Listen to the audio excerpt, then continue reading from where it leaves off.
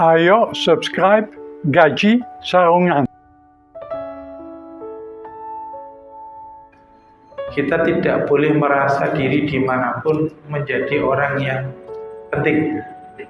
Dan yakinlah sebenarnya kalaupun nggak ada kita, dunia ini berjalan biasa saja. Itu penting. Karena ada orang-orang yang kadang-kadang dimanapun merasa saya ini orang penting. Kalau nggak ada nanti gimana? Kalau nggak ada nanti bubar. Kalau nggak ada kita, yang lain tetap jalan. Itu yang penting.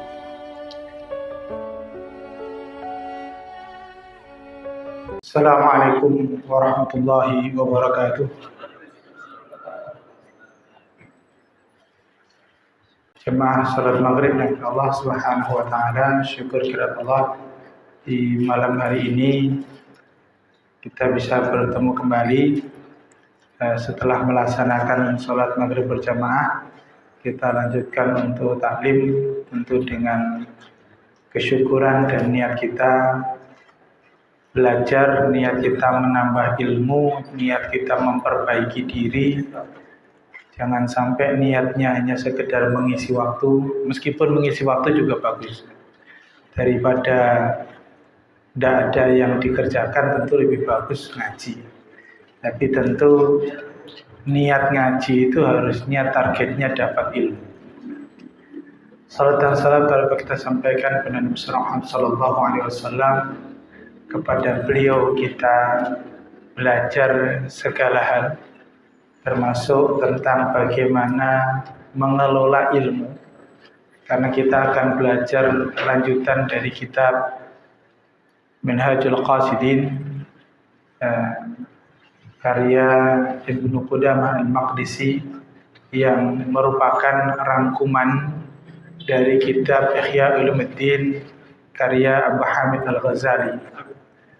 Kita tadi sebelum kesini saya coba baca, kita sudah masuk di bab awal itu tentang ilmu yang mahmudah dan mazmumah itu, dan kita masuk pada pasal terakhir atau poin terakhirnya, fil ahaq mazmumah wal alim alladzi lam yanfa'u ilmi, yakni tentang karakter yang buruk pada seorang yang berilmu. Artinya orang sudah tahu mana ilmu yang baik, mana yang buruk, dia sudah dapat ilmunya, tapi ada karakter yang keliru dalam seorang yang punya ilmu. Jadi sebagaimana dulu kita pernah belajar, dan nanti juga kita akan ketemu lagi tentang bab al-ghurur min ahlil ilmi, tentang terkelabuinya orang yang berilmu. Nah, beberapa hal disinggung di sini, bagaimana akhlaknya kalau dia sudah berilmu tapi tetap salah. Yang utamanya adalah karena ilmunya tidak bermanfaat. Nah, tidak bermanfaat itu penjelasannya bisa panjang. Bisa jadi tidak bermanfaat itu berarti ilmunya cuma hanya isi kepala, tidak dipraktekkan. Itu juga tidak bermanfaat. Tapi tidak bermanfaat bisa juga dia dipraktekkan, ilmunya ada, tapi tujuannya salah. Jadi orang pandai bidang IT, dipraktekkan bidang IT, tapi tujuannya untuk jadi hacker. Nah, jadi itu tujuannya salah. Nah, ini juga jadi masalah. Jadi tetap diamalkan tapi tetap salah. Maka itu juga tetap dianggap tidak bermanfaat. Maka kita pelajari. Yang pertama, wa'lam annal munadharah al-mawdu'ah fi qasdil maghalib wal mubahah man'un min al-haqil madhumah. Jadi ketahuilah bahwa mempelajari atau berdiskusi tentang tema-tema berbagai ilmu, tapi tujuannya hanya untuk biqasdil maghalibah. Jadi tujuannya hanya untuk mengalahkan orang lain, mendebat orang lain, wal mubahah atau biar dianggap tinggi. Maka mambaul akhlak al-madhumah itu merupakan sumber dari akhlak yang buruk dalam konteks ilmu. Nah, ini perlu kita hati-hati karena hari ini informasi sangat banyak. Tapi perlu betul-betul kita hati-hati pada diri sendiri. Jadi kalau ada hoax kemudian nyampe ke media sosial kita, kalaupun perlu kita mengingatkan, maka usahakan mengingatkannya dengan cara jabri. Selalu begitu. Karena kalau di grup, itu kita khawatir justru ujungnya hanya kita ingin mendebat dan ujungnya hanya kita merasa pengen tinggi hati. Kalaupun kemudian kita ingin menyampaikan ada pendapat yang lain, ya sampaikan saja pendapat yang lain itu. Tapi perlu kita belajar dari para ulama. Para ulama itu ketika menyampaikan pendapat, sama seperti hari ini para ilmuwan, selalu menyampaikan akwal terlebih dahulu, baru pendapat pribadi. Jadi misalnya ditanya tentang hukumnya A, maka para ulama akan menyampaikan si fulan berpendapat demikian, si fulan berpendapat demikian, baru kemudian dari sekian pendapat aku memilih yang ini. Sehingga bukan langsung menurut saya, itu repot itu. Jadi kalau semua ilmu targetnya menurut saya, semua orang berhak berpendapat. Nah, ini yang jadi masalah. Terlebih hari ini, ketika informasi kemudian mudah didapatkan, mudah pula disampaikan, kadang muncul orang-orang yang selama ini merasa tidak didengarkan, merasa ingin ucapannya didengarkan. Nah, didengarkan di mana? Ya di media sosial itu. Karena selama ini tidak punya wadah. Karena tidak semua orang punya tempat untuk bicara. Nah, ini menjadi ujian buat kita. Nah, apa yang harus kita lakukan? Perbanyak belajar, jangan langsung merasa lebih tahu. Jadi, kecuali memang ditanya. Nah, kalau ditanya, Rasulullah sampaikan, man su'ila al-ilmin fakatamahu fasakatahu. Maka uljima bilijami min adnat, maka dia akan kemudian diikat dengan ikatan api neraka. Artinya kalau orang tahu ditanya wajib jawab. Tapi kalau orang tahu enggak ditanya, itu sebenarnya enggak wajib jawab, meskipun dia tahu. Kenapa enggak wajib jawab? Karena pengetahuan itu tidak kemudian semua harus disampaikan. Bahkan dalam beberapa kasus Imam Syafi'i ketika ditanya itu milih diam. Nah, kemudian muridnya nanya, ya Imam kenapa tadi ditanya kok diam? Nah, maka Imam Syafi'i mengatakan as-sukutu huwal jawab. Diam itulah jawabannya. Jadi ada pertanyaan-pertanyaan yang sebenarnya diam itu jawaban. Jadi nggak harus dijawab. Karena kalau dijawab justru makin muter lagi, bingung lagi. Ujungnya orang akan mundur. Karena perdebatan itu kalau sama-sama tidak paham, apalagi memang dasarnya sama-sama tidak ada, ya soal logika saja. Misalnya ada pertanyaan begini, gimana kalau setan baru lahir, kemudian besok kiamat, belum melakukan kejahatan, masuk surga atau neraka? Nah, pertanyaan begitu bingungin. Tapi bagi orang yang punya kemampuan logika, bisa nanya balik. Setan itu lahirnya gimana? Membelah diri, hamil dulu baru lahir apa gimana? Ya nggak tahu. Kalau nggak tahu ya nggak usah tahu. Karena kalau membelah diri ya berarti itu salah. Jadi karena kita nggak ada dasarnya juga.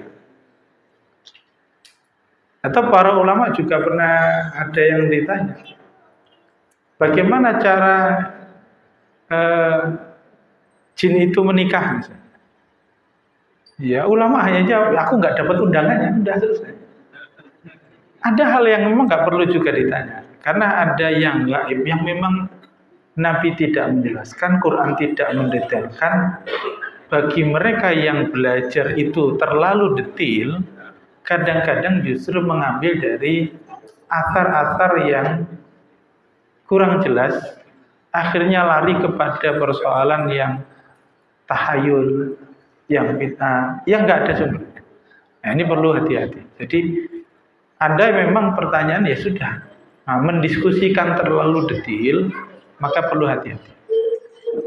Maka kalimat di Quran misalnya yang pengetahuan itu sangat sedikit, misalnya soal ruh, sedikit, sangat sedikit sekali di Quran tentang ruh.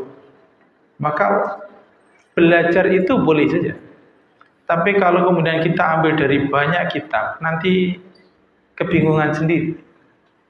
Makanya kalau kitab Ruh punyanya Ibnu Jauzi itu meskipun tebal, para ulama tetap menyampaikan di dalamnya, karena beliau juga seorang ahli dalam bidang hadis, seringkali beliau sampaikan ini tidak ada sumbernya, tapi sebagian mengatakan begini. Ini tidak ada sumbernya, tapi sebagian. Jadi penting tetap kemudian menyampaikan bahwa memang sumbernya tidak ada. Nah, itu perlu kita hati-hati. Wala yuslamu sahibuha min kibrin.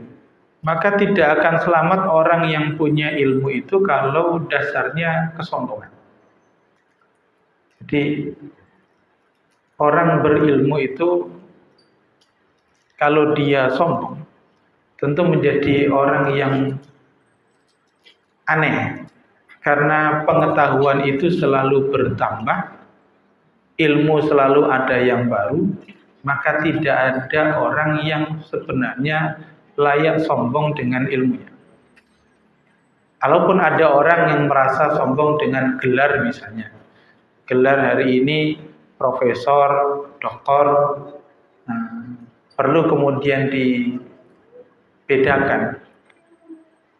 Profesor dulu sekitar 20 tahun yang lalu dengan hari ini syaratnya sangat jauh beda. Apalagi kalau yang sekedar honoris causa. Jadi kalau dulu itu nggak sembarangan. Misalnya di Indonesia dulu sangat sedikit, bahkan mungkin tidak sampai lebih dari 5 orang dalam catatan sejarah orang Indonesia yang mendapatkan gelar honoris causa dari Al-Azhar Mesir misalnya. Salah satunya Buya Hamka. Itu seleksinya bukan main. Perdebatannya di Al-Azhar itu juga bukan main. Nah, kalau sekarang enggak. Sekarang hampir semua menteri yang belum doktor sudah dapat honoris causa. Jadi maka menjadi problem di situ. Apalagi profesor juga sama. Maka kalau yang begitu disombongkan tentu keliru. Bahkan yang kuliah juga sama. Kuliah hari ini dengan kuliah dulu beda. Maka yang kuliah hari ini S2, kadang-kadang cara berpikirnya lebih bagus yang S1 zaman dulu. Karena memang cara berpikirnya beda, proses kuliahnya beda.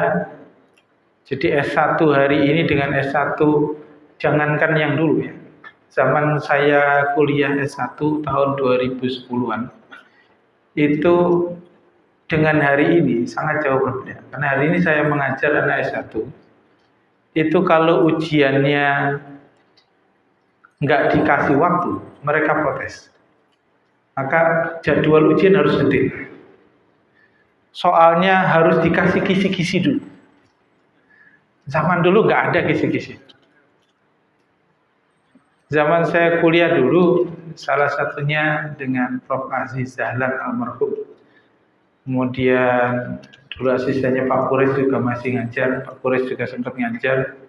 Jadi ujian itu datang ke kelas tiba-tiba hari ini kita ujian.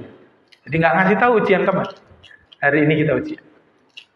Ujian pun kita hanya dikasih kertas kosong.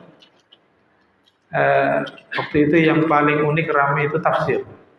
Jadi karena saya di tafsir hadis, tafsir itu satu orang nulis satu mufasir. Dan nulis Muhammad Abdul Rashid Ridha, Al-Baydawi, Ar-Razi, Az-Zamakhsyari, tulis semuanya.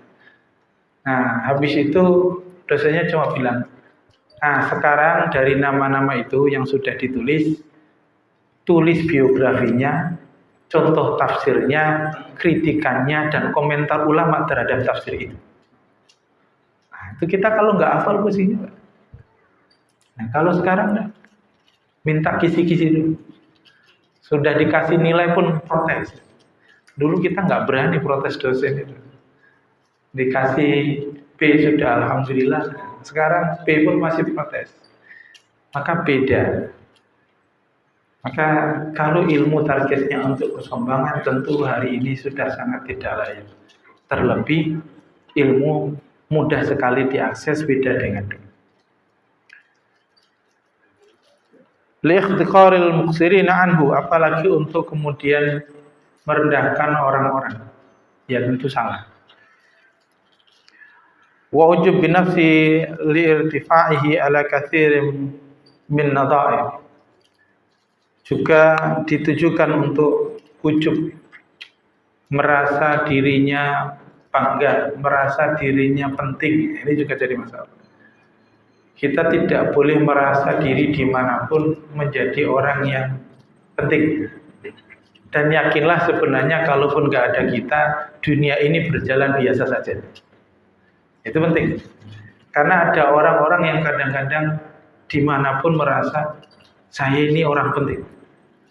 Kalau nggak ada nanti gimana? Kalau nggak ada nanti bubar. Kalau nggak ada kita, yang lain tetap jalan.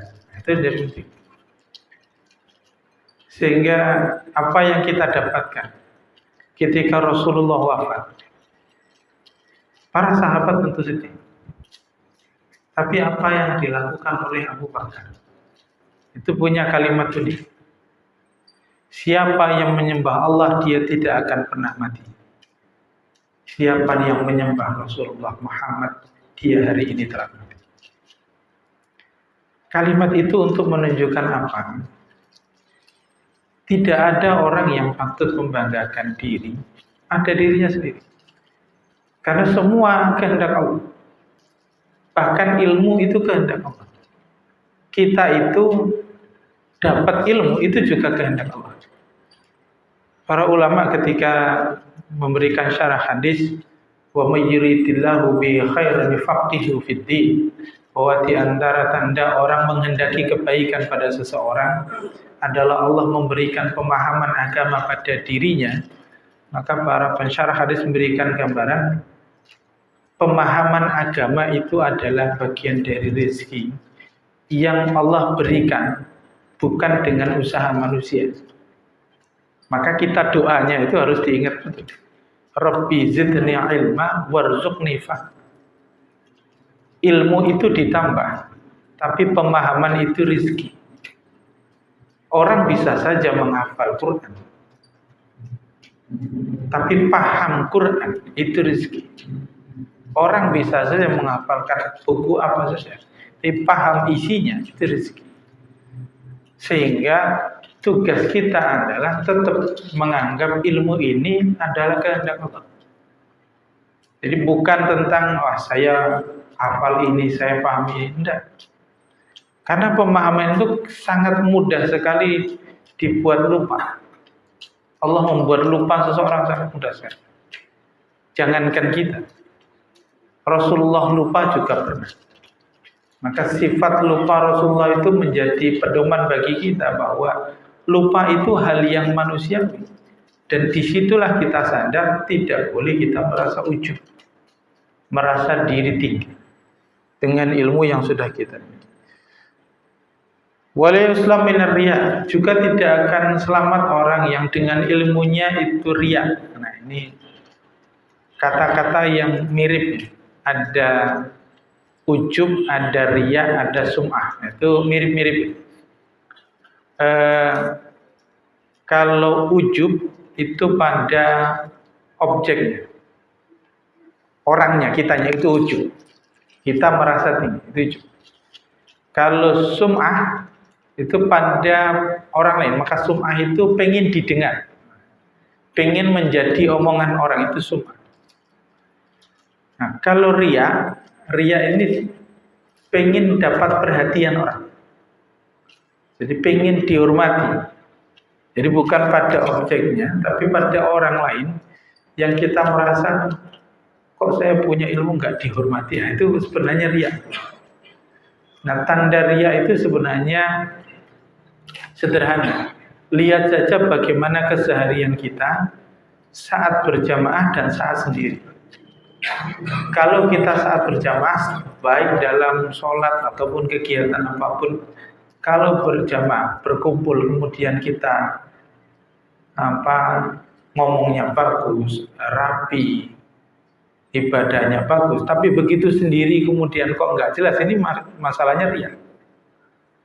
Nah, riyanya di situ. Maka menguji soal riya pada diri sendiri, dulu diajarkan di pesantren cuma satu saja. Latihannya, sholat kalau sendiri di rumah, usahakan lebih panjang daripada sholat berjamaah di masjid. Itu latihannya. Jadi untuk melatih biar tidak riya. Karena kalau sholat berjamaah itu pasti panjang. Kan ngikutin imam. Jadi ketika berjamaah cuma 2 rakaat, bisa 10 menit. Ini sholat isya 4 rakaat, kok cuma 2 menit. Jadi ada yang tidak beres di situ.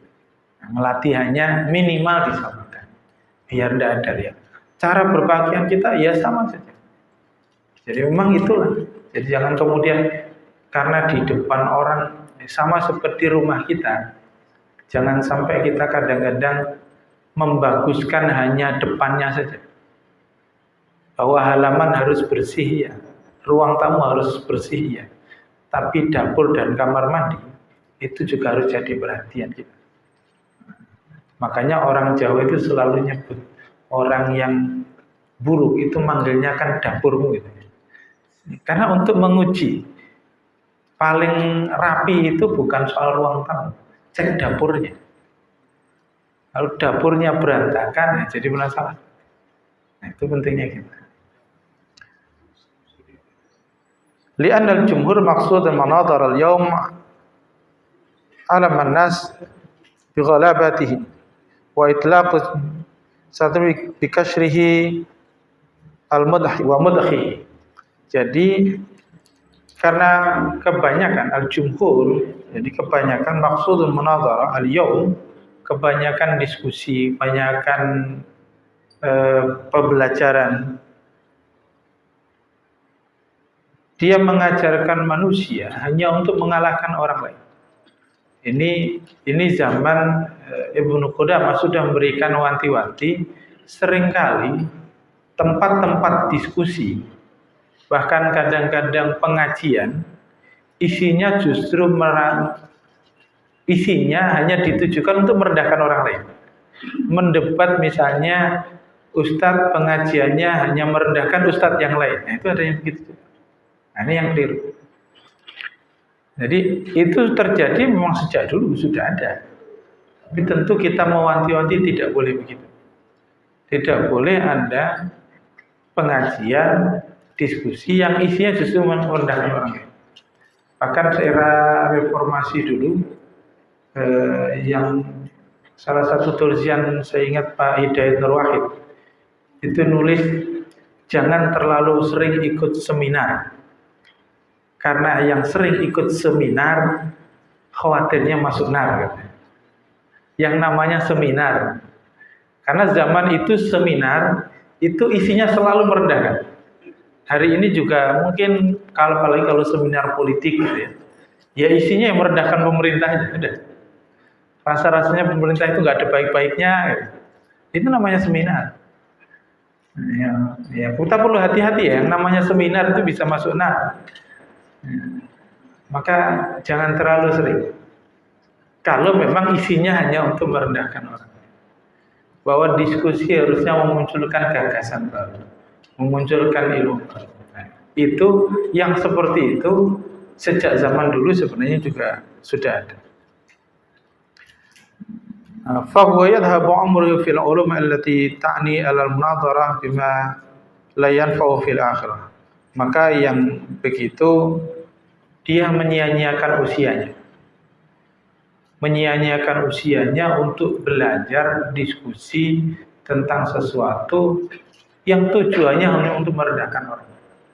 Maka biasanya yang begini ilmunya tidak mantap pada satu ilmu. Orang itu kalau sering mendebat atau mengomentari sesuatu, biasanya ilmunya tidak mendalam pada satu bidang. Dia hanya tahu kulit-kulitnya saja. Karena yang penting bisa mendebat. Yang penting bisa komentar. Terus bagaimana kita? Ya sudah, kalau memang kita ingin mendalami satu ilmu, dalami satu ilmu itu. Kalau memang bukan bidang kita, ya nggak perlu komentar.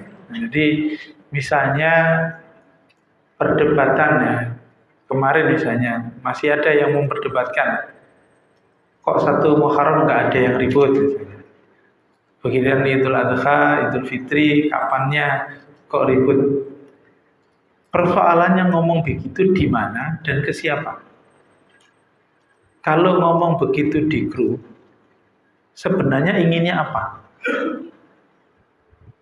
Kalau ngomong itu kepada ahli ilmu, pasti dapat jawaban.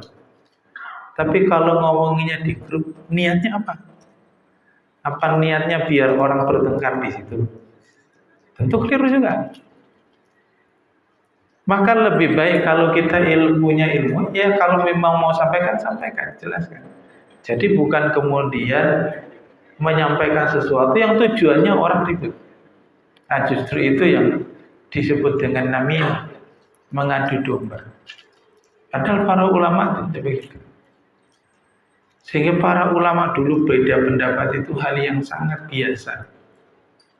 Dan tidak pernah juga ribut. Imam Syafi'i bilang tentang gurunya Imam Malik, aku berbeda dengan guruku itu pada 5.000 perkara. Tapi guruku adalah nama yang selalu aku doakan di dalam doa. Jadi sangat beda jauh dengan kita.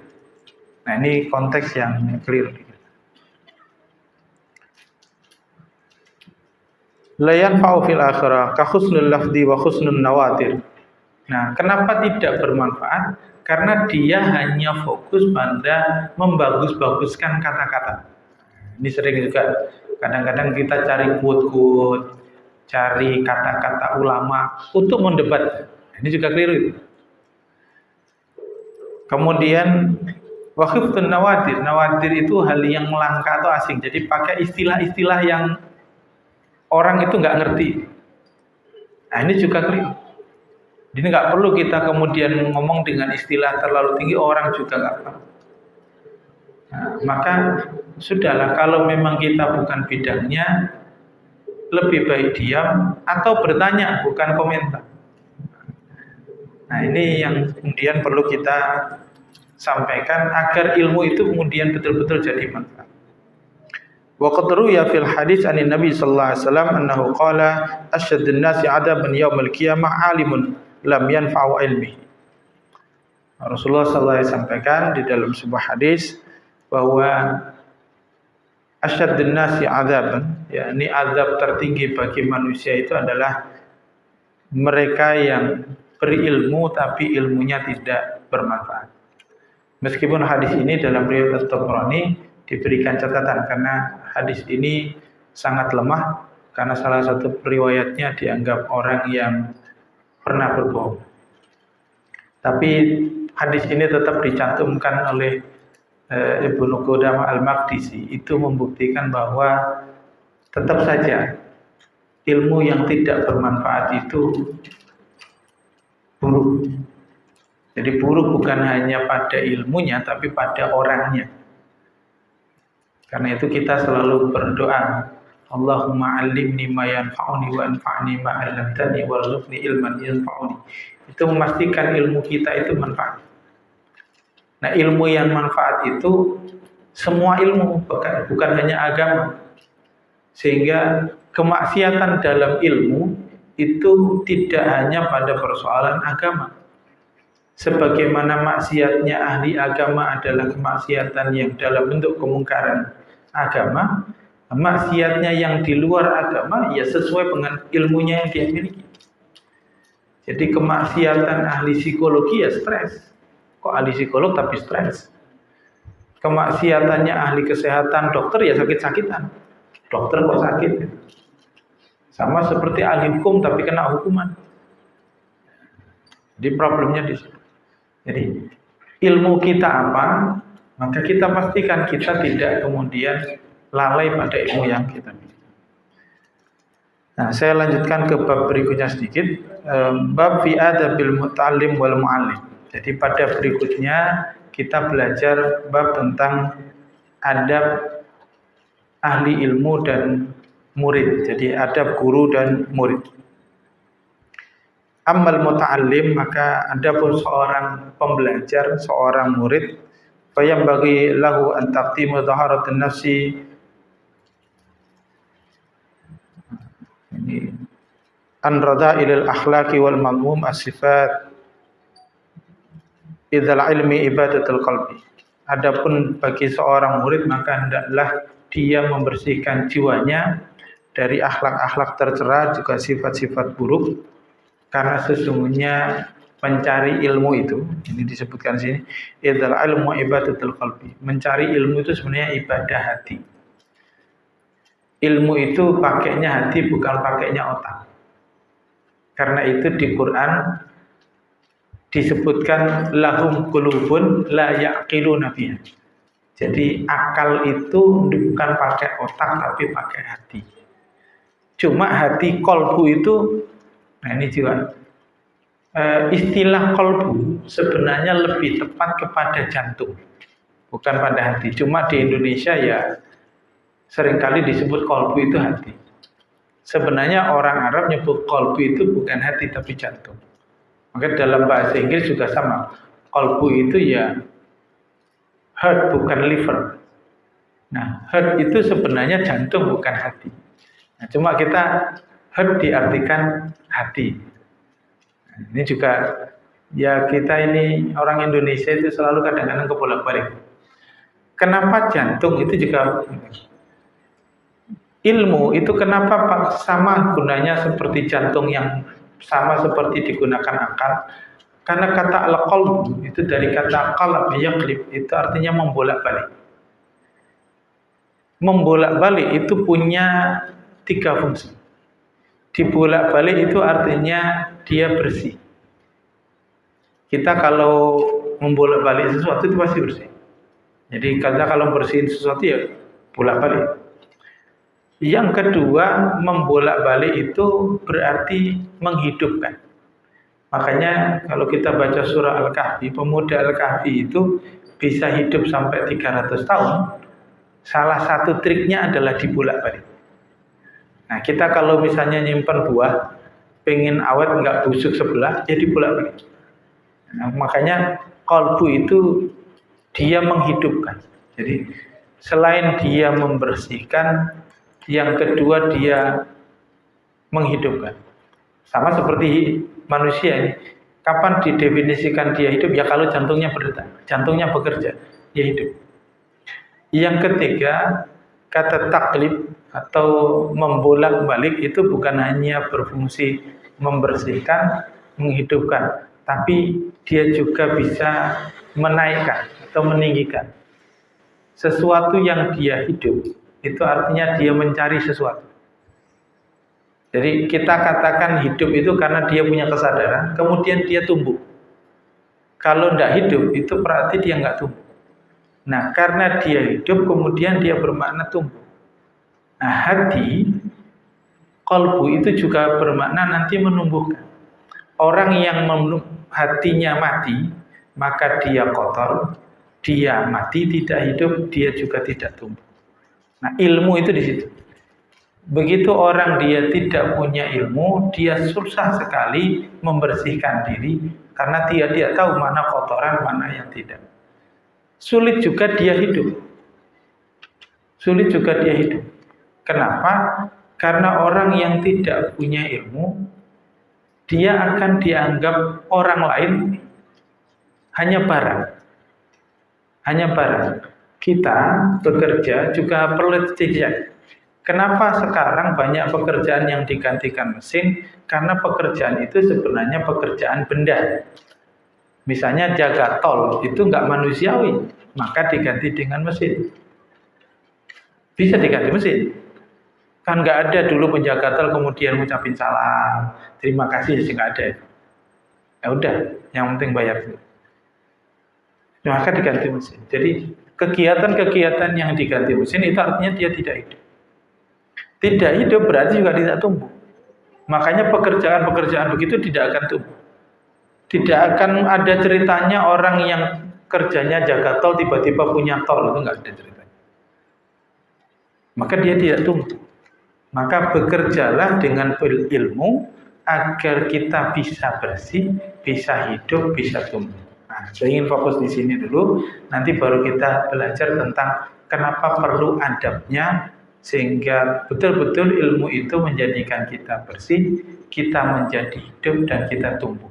Jadi kalau kok ekonomi kita tidak tumbuh, ilmu kita tidak tumbuh, akhlak kita tidak tumbuh, jangan-jangan ilmunya. Hidup kok merasa sia-sia, jangan-jangan ilmunya.